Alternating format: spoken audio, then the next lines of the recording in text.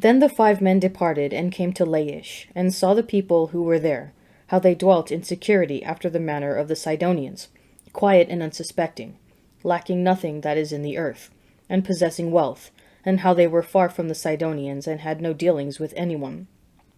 And when they came to their brethren at Zorah and Eshtaol, their brethren said to them, What do you report? They said, Arise, and let us go up against them. For we have seen the land, and behold, it is very fertile. And will you do nothing? Do not be slow to go, and enter in and possess the land. When you go, you will come to an unsuspecting people. The land is broad. Yes, God has given it into your hands, a place where there is no lack of anything that is in the earth. And 600 men of the tribe of Dan, armed with weapons of war, set forth from Zorah and Eshtaol, and went up and encamped at Kiriath-Jearim in Judah. On this account that place is called Mahanath Dan to this day. Behold, it is west of Kiriath-Jearim. And they passed on from there to the hill country of Ephraim, and came to the house of Micah. Then the 5 men who had gone to spy out the country of Laish said to their brethren, Do you know that in these houses there are an ephod, teraphim, a graven image, and a molten image? Now therefore consider what you will do. And they turned aside there, and came to the house of the young Levite, at the home of Micah, and asked him of his welfare. Now the 600 men of the Danites, armed with their weapons of war, stood by the entrance of the gate. And the 5 men who had gone to spy out the land went up, and entered and took the graven image, the ephod, the teraphim, and the molten image, while the priest stood by the entrance of the gate, with the 600 men armed with weapons of war. And when these went into Micah's house, and took the graven image, the ephod, the teraphim, and the molten image, the priest said to them, What are you doing?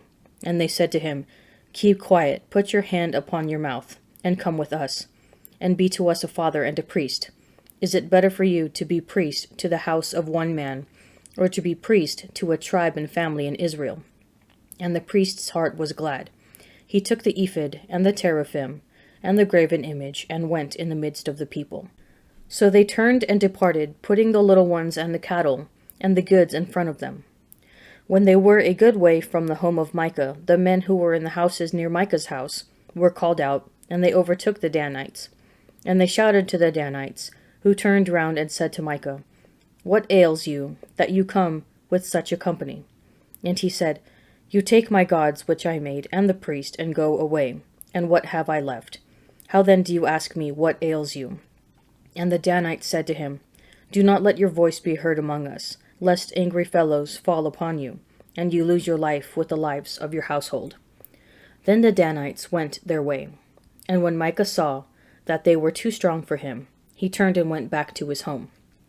And taking what Micah had made, and the priest who belonged to him, the Danites came to Laish, to a people quiet and unsuspecting, and struck them with the edge of the sword, and burned the city with fire. And there was no deliverer, because it was far from Sidon, and they had no dealings with anyone. It was in the valley which belongs to Beth-rehob, and they rebuilt the city and dwelt in it. And they named the city Dan, after the name of Dan their ancestor, who was born to Israel. But the name of the city was Laish at the first. And the Danites set up the graven image for themselves.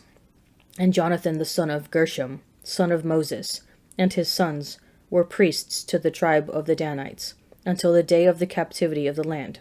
So they set up Micah's graven image, which he made, as long as the house of God was at Shiloh. In those days, when there was no king in Israel, a certain Levite was sojourning in the remote parts of the hill country of Ephraim, who took to himself a concubine from Bethlehem in Judah.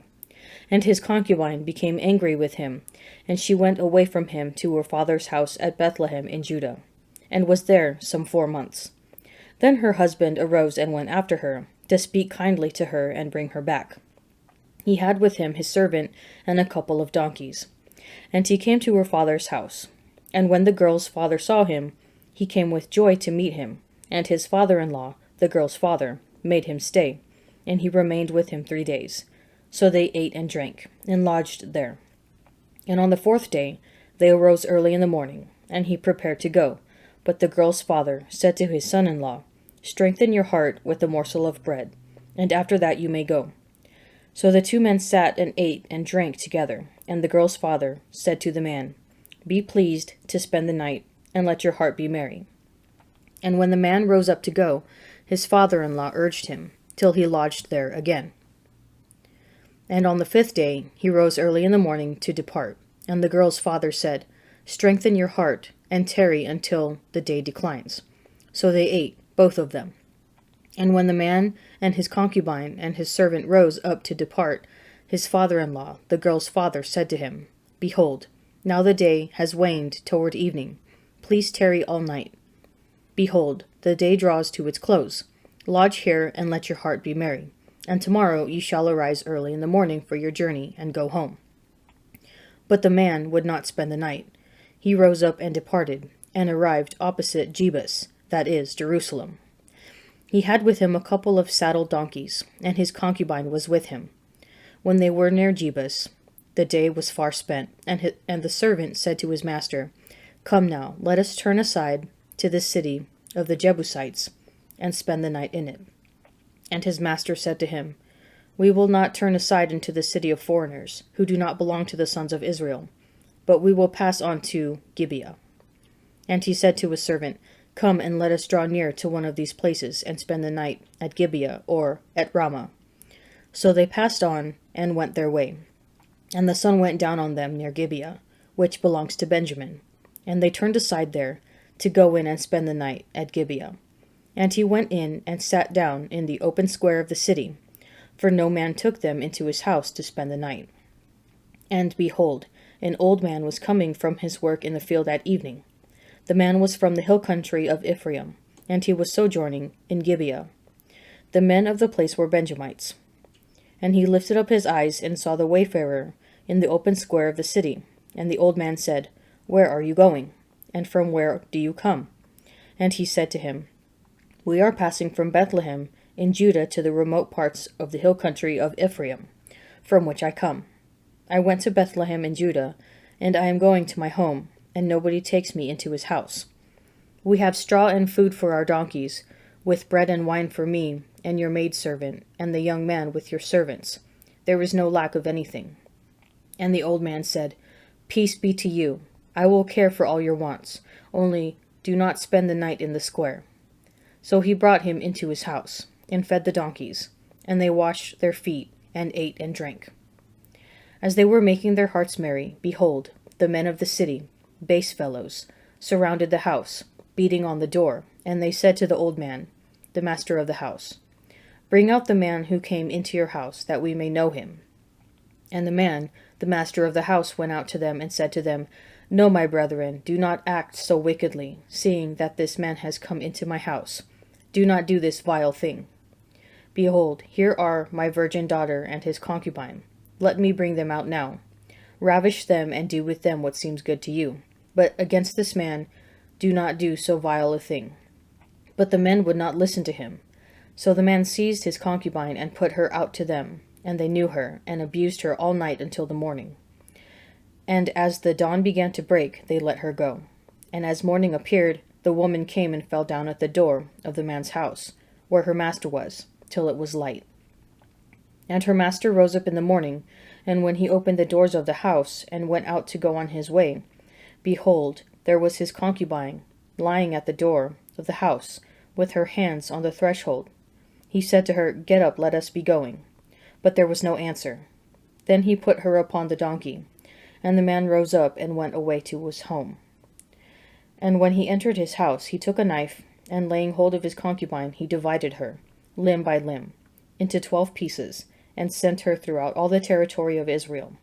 And all who saw it said, "Such a thing has never happened, or been seen, from the day that the sons of Israel came up out of the land of Egypt, until this day.